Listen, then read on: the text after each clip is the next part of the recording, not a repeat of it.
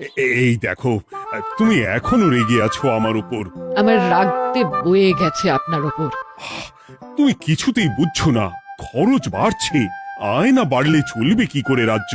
বিদেশে আমাকে যেতেই হবে। সব বুঝেছি, সব বুঝেছি। আপনার আমাকে অসহ্য লাগছে, তাই আপনি বিদেশে যাচ্ছেন, তাই তো? তুমি আমায় ভুল বুঝছো। রাজ্য চালাতে অর্থের প্রয়োজন আছে। কেন এতদিন রাজ্য বুঝি চলছিল না? এতদিন যেভাবে চলছিল সেভাবেই চলবে। সময় পাল্টাচ্ছে। এখন শুধু সিংহাসনে বসে থাকলেই চলে না। দেশ বিদেশ ঘুরে দেখতে হবে কিভাবে রাজ্যের উন্নতি হয়, লাভ হয়, সেই নিয়ে নতুন করে ভাবতে হবে। তার মানে আপনি ঠিক করে নিয়েছেন আপনি যাবেন, তাই তো? হ্যাঁ। আর যতদিন আপনি না থাকবেন এখানে কি হবে ভেবে দেখেছেন মহারাজ? কে সামলাবে সব?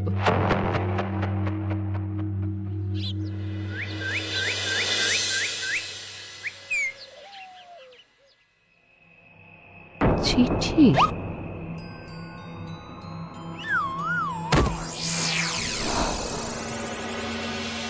আমি অনেক ভেবে দেখলাম, আসলে এসব সিংহাসন, ক্ষমতা, প্রতিপত্তি অর্জন করা আর রক্ষা করার জটিলতার চেয়ে বাকি জীবনটা শান্তির সাথে বনে কাটিয়ে দেওয়াই ভালো।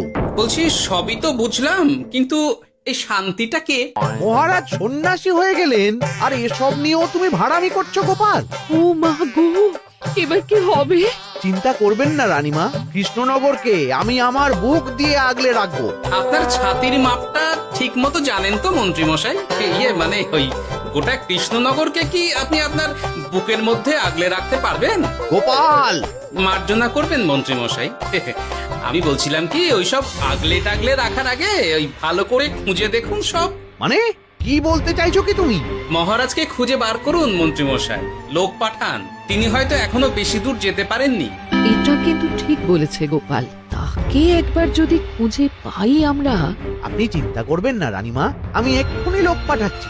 আর গোপাল, রানীমাকে বিশ্রাম নিতে দাও। যাও এখন, যত সব।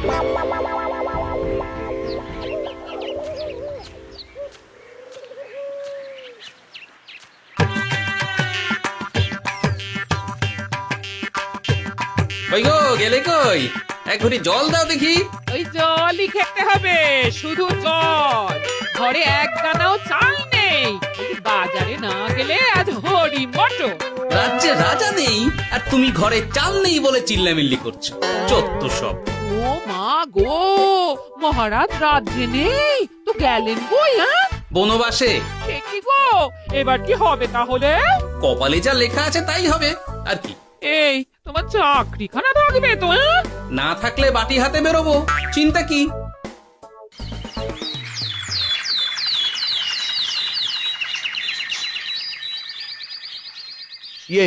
মহারাজ যখন নেই তখন আমি যখন এ রাজ্যের মহামন্ত্রী, তখন আমি এত মানে মানে করার কি আছে মন্ত্রী মশাই? মহারাজ নেই তো কি হয়েছে, রানীমা তো আছেন। আমরা তার কথা মতোই চলব। গোপাল একদম উচিত কথা বলেছে। হ্যাঁ, আমিও তো তাই বলছিলাম। মহারাজ যখন নেই তখন রানীমার নির্দেশ মতোই তো আমাদের সামলাতে হবে সব। কতদিন আর আগলাবে গোপাল? আজ নয় কাল এই শর্মাকেই বসতে হবে এই সিংহাসনে। যতদিন পারি ততদিন তো চেষ্টা করতেই হবে মন্ত্রী মশাই। আপনি যদি চলেন ডালে ডালে, আমি চলি পাতায় পাতায়। রাজা মশাই আছেন? আমি অনেক দূর থেকে আসছি।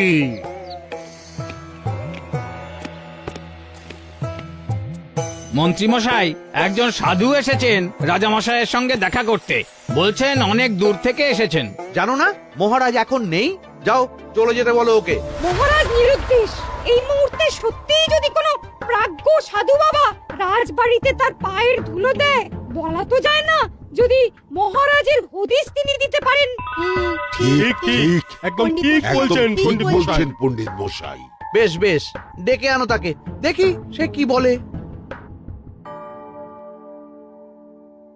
মহারাজ, আমার প্রণাম নেবেন। উনি মহারাজ নয়, উনি মন্ত্রী। আসুন সাধু বাবা, আসুন আসন গ্রহণ করুন।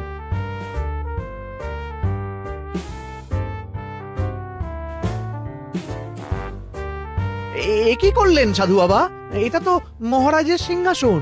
আপনার জন্য আমি অন্য আসনের ব্যবস্থা করে দিচ্ছি, আপনি বরং সেখানে বসুন। ওহ, রাজাই যখন নেই তখন তার সিংহাসনে বসতে ক্ষতি কি? আপনি কি করে জানলেন মহারাজ নেই? বুঝলে না, সাধু বাবা যে অন্তর্যামী গোপাল। এবার কি হবে?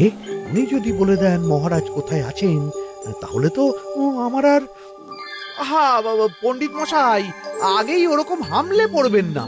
আচ্ছা, আপনি যদি অন্তর্যামী হন, বলুন তো আমাদের রাজা মশাই কোথায় গেছেন? জবর জটা কালো চুলে দে না মা অতীত বলেন। বুম! মহারাজ বনবাসে গেছেন। এটা যখন বলেছেন সাধু বাবা, তাহলে মহারাজ এখন কোথায় আছেন সেটাও নিশ্চয়ই আপনি বলে দিতে পারবেন। গোপাল, সব বিষয়ে নাক গলিও না তো তুমি। ঠিক ঠিক আছে, রাজা মশাইকে নিয়ে চিন্তা হওয়া তো খুবই স্বাভাবিক, কিন্তু গোপাল, রাজা মশাই বনবাসে গেছেন, তাকে আর সংসার মায়ায় বাঁধা ঠিক কাজ হবে না। এ আপনি কি বলছেন সাধু বাবা? মহারাজ না থাকলে রাজ্য চলবে কেমন করে? নতুন রাজা নির্বাচন করতে হবে। এই তো খেলা জমে গেছে, একে দিয়েই কাজ হবে মনে হচ্ছে। সাধু বাবা, এসব নিয়ে নয় পরে আলোচনা করা যাবে। এই কে আছো? সাধু বাবার পা ধুইয়ে দাও ভালো করে। না, বিষয়টা ঠিক সুবিধের মনে হচ্ছে না। আহা মন্ত্রী, করেছ কি? আমি সাধু মানুষ, এত খেতে পারি কি? ও বললে হবে না সাধু বাবা, আপনার জন্য নিজে দাঁড়িয়ে থেকে মহারাজের খাস হালুই করকে দিয়ে রাঁধিয়েছি সব। দেখুন না একটু, অমৃত অমৃত। বেশ বেশ, এত করে বলছো যখন, বাহ বাহ, চমৎকার চমৎকার। আমি জানি তো যে এমন খাবার আপনি আগে কখনো খাননি। তা বটে বটে, ভেবেছিলাম কটা দিন বিশ্রাম নিয়ে চলে যাব। এখন দেখছি যা আদর আতিথেয়তা শুরু করেছো তোমরা, তাতে তো মাস কয়েক কাটিয়ে না গেলে আমারই লোকসান হবে। থাকুন না, থাকুন, যতদিন ইচ্ছা থাকুন। আমার ইচ্ছা অনুযায়ী সব চললে তো ওই গোপালের জায়গায় আপনাকেই সবার মহারথী করে রেখে দিতাম চিরকাল। এসব কি বলছো মন্ত্রী? কেন, পরিকল্পনাটা মন্দ নাকি? আমি হব এই রাজ্যের নতুন রাজা, আর আপনি হবেন আমার রাজসভার প্রধান মহারথী। বটে, কাজটা খুব একটা কঠিন না। মহারাজ বনবাসে, আর আপনি নিজেই তো বললেন তাকে ফিরিয়ে আনাও ঠিক হবে না। তাহলে তা বলেছি, কিন্তু বাকি অন্যান্য সভাসদেরা আছে, তারা তো। আরে ছাড়ুন তো ওদের কথা। আকাশে হাত ছড়িয়ে আর একবার মন্ত্র পড়ে নেবেন, বলবেন এই রাজ্যের রাজা হওয়ার ক্ষমতা একমাত্র আমার মধ্যেই আছে। ব্যাস, সবাই মানতে বাধ্য। তারপর আমার একটা হিল্লে হয়ে গেলে আপনারটার ব্যবস্থাও আমি করে দেব, বুঝলেন? বুঝলাম, একেবারে জলের মতো পরিষ্কার। ব্যাস, কালই তাহলে কাজ শুরু করে দিন। বেশি দেরি করে তো লাভ নেই। বলা তো যায় না, মহারাজের যদি রানীমার জন্য মন কেমন করে, রাজ্যে ফিরে আসে, ওসব হওয়ার আগেই সেরে ফেলতে হবে সব কাজ। রাজা হওয়ার খুব তাড়া দেখছি তোমার মন্ত্রী। ওপরে ওঠার ইচ্ছা কার না থাকে বলুন তো সাধু বাবা? আর মাত্র কটা দিনের অপেক্ষা, ব্যাস, তারপরেই এই সিংহাসনের মালিক হব আমি। কৃষ্ণনগরের নতুন রাজা হব আমি। সমস্ত ধন দৌলত থাকবে আমার এই হাতের মুঠোয়। কি অত ভাবছেন মন্ত্রী মশাই? একা একা? মানে কি ভাবছি তার কৈফিয়ত তো তোমায় দিতে হবে, হ্যাঁ? হিমা, ছি ছি ছি, আপনি কেন কৈফিয়ত দেবেন? আপনার মুখ দেখলেই তো বোঝা যাচ্ছে যে আপনি কি ভাবছেন। তাই বুঝি? তা বলো দেখি কি ভাবছি আমি। আপনি ভাবছেন ওই কৃষ্ণনগরের সিংহাসনের কথা। শুনে ফেললো নাকি সব? আপনি ভাবছেন আমাদের মহারাজের কথা, তাকে কিভাবে ফিরিয়ে আনা যায় সেই কথা, তাই না? মহারাজকে যে আর ফিরিয়ে আনা যাবে না,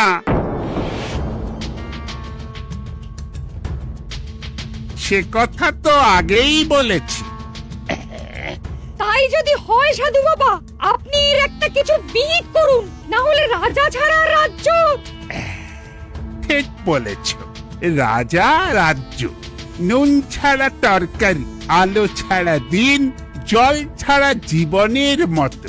তাই যত দ্রুত সম্ভব নতুন রাজা নিয়োগ করা দরকার। কিন্তু এ বিষয়ে সিদ্ধান্ত নেওয়ার আগে রানীমার সাথে কথা বলা জরুরি। তার চেয়েও জরুরি একটা কাজ আগে করা দরকার। কিসের কথা বলছেন মন্ত্রী মশাই?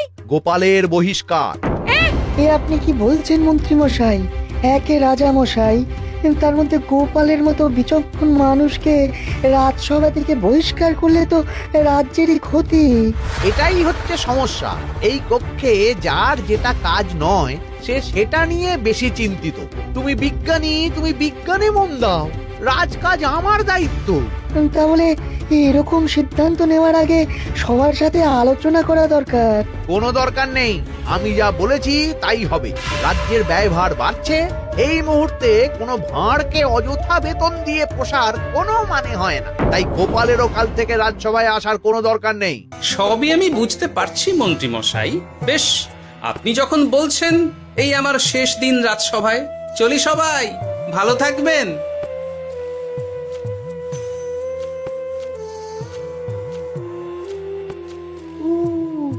এত সহজে যে বেটা মাঠের বাইরে চলে যাবে বুঝতেই পারিনি আগে।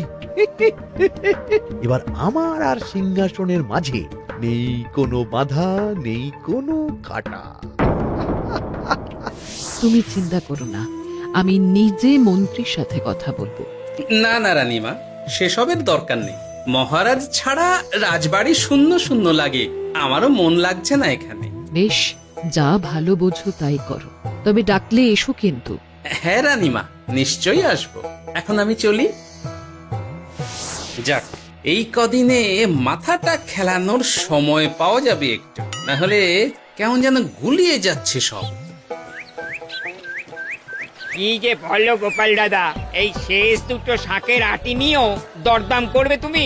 ওরে, আমি বেকার মানুষ, দরদাম না করে উপায় আছে আমার? হ্যাঁ শোনো শোনো শোনো, মহারাজ কৃষ্ণচন্দ্রের অবর্তমানে কৃষ্ণনগরে নতুন রাজা হিসেবে নির্বাচিত হবেন রাজ্যের মহামন্ত্রী।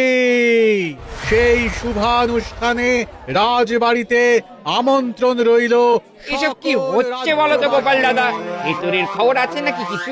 না গো ভাই, তুমিও যা জানো আমিও ততটুকুই জানি। ও গোপাল দাদা, ব্যাপার কি? এ সময় এখানে কি চাই? রানীমার জরুরি তলব, এখনই ওই রাজবাড়ি যেতে হবে তোমাকে। কিন্তু আমার যে বাজার হয়নি এখনো। আরে ওসব বাজার টাজার পরে হবে, তুমি এখন আমার সাথে চলো তো। মন্ত্রীকে আমি বিশ্বাস করেছিলাম, ও যে এইভাবে বিশ্বাসের সুযোগ নেবে আমি একদম বুঝতে পারিনি।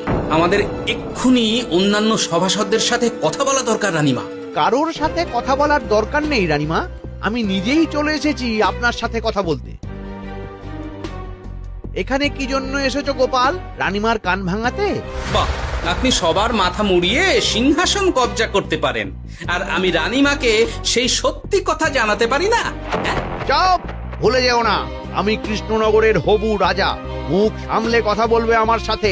এসব কি হচ্ছে মন্ত্রী মশাই? রাজা মশাই নেই, সেই সুবাদে এ কি শুরু করেছেন আপনি? আমায় আপনি ভুল বুঝবেন না রানীমা, আমার হয়ে যা বলার সাধু বাবাই আপনাকে বুঝিয়ে বলবে সব। উনি আর কি বোঝাবেন? কতদিন এসেছেন উনি, কি জানেন এই রাজ্যের বিষয়ে? সাধনা মা, সবই সাধনা। সাধনার জোর থাকলে সবকিছুই জানা যায়। ভূত, ভবিষ্যৎ, অতীত, সব। সেই জোর থেকেই বলছি মা, মন্ত্রীর কপালে আমি জ্যোতি দেখতে পাচ্ছি। মন্ত্রী যদি রাজ্যের রাজা হয়, এ রাজ্যের উন্নতি কেউ ঠেকিয়ে রাখতে পারবে না। আপনাদের একটা কথাও বিশ্বাস করি না আমি, এসব আপনাদের ষড়যন্ত্র। এ আপনি ভুল করছেন রানীমা। যা হোক, যে কথা আমি বলতে এসেছি, রাজা যখন আমি হচ্ছি তখন তো আমাকে এই প্রাসাদেই থাকতে হবে, ফলে আমার স্ত্রীকেও এখানে এসেই থাকতে হবে। সে তো আর একা থাকতে পারবে না।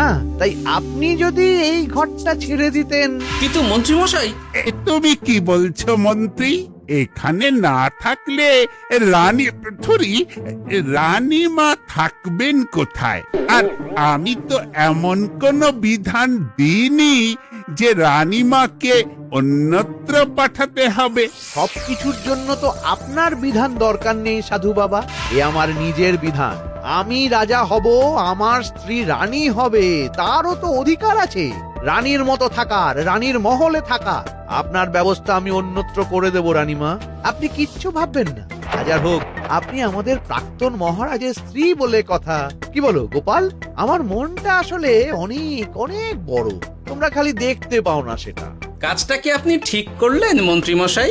শোনো গোপাল, আমাকে ঠিক ভুল বোঝাতে এসো না তুমি, বরং কাল সময় মতো চলে এসো। কৃষ্ণনগরের নতুন রাজার রাজ্যাভিষেকের জন্য মহাভোজের আয়োজন হবে। যতদিন পাচ্ছ খেয়ে নাও পেট ভরে।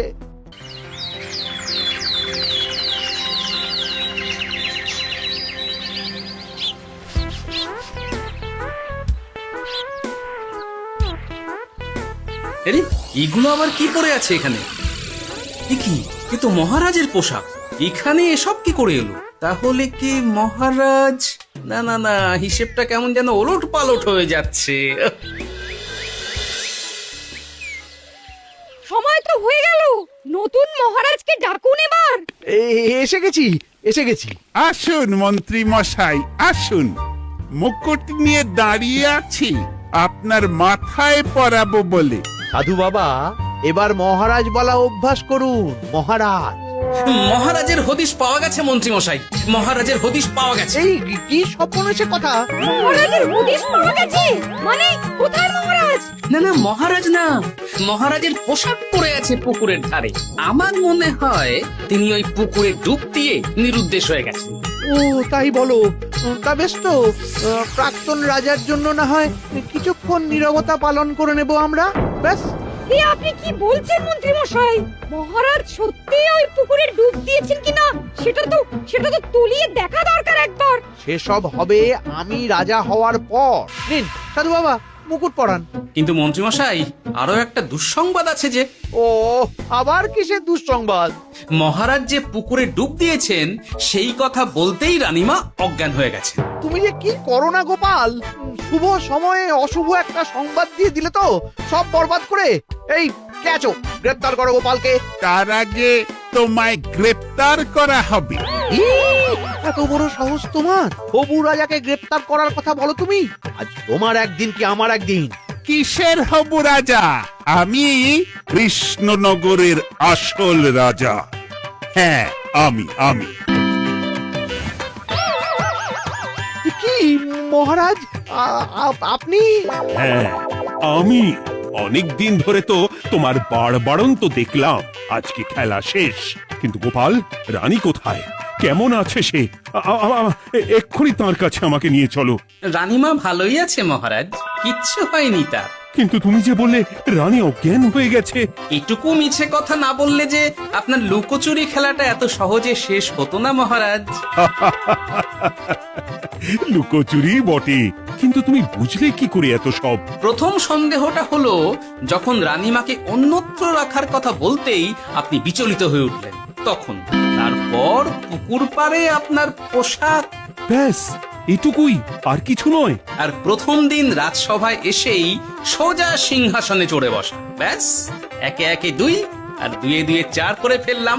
তারপর মনে হলো রানীমার প্রতি টান ফিরিয়ে আনতে পারে আপনাকে আপনার আসল রূপে। তাই এই মিছে কথা। অধমের অপরাধ মার্জনা করবেন মহারাজ। গোপাল, তোমার তুলনা নেই। কিন্তু মহারাজ, আপনি কেন এই ছদ্মবেশ নিয়েছিলেন তার আসল উদ্দেশ্যটা কিন্তু এখনো আমার কাছে পরিষ্কার হয়নি পুরোটা। আসলে আমি পরীক্ষা করছিলাম, বুঝলে, কিসের পরীক্ষা মহারাজ? যে আমার অনুপস্থিতিতে কেই রাজ্য চালাবে তার পরীক্ষা। এবং আমি ঠিক করেছি যে কদিন ব্যবসার কাজে আমি বাইরে থাকবো ততদিন রানীর পরামর্শ মতো সমস্ত কিছু সামলাবে গোপাল। মহারাজ কৃষ্ণচন্দ্রের জয়। আর আমি মহারাজ? তুমি থাকবে পেয়াদা। এ কি শুধু জল আর ভাত? আগেই বলেছিলাম বেশি বেরো না, বেরো না, রাজা হবেন। এখন খাও খাও, জল ভাত খাও। চেষ্টায় তুমিও আমাকে ভুল বুঝলে গিন্নি।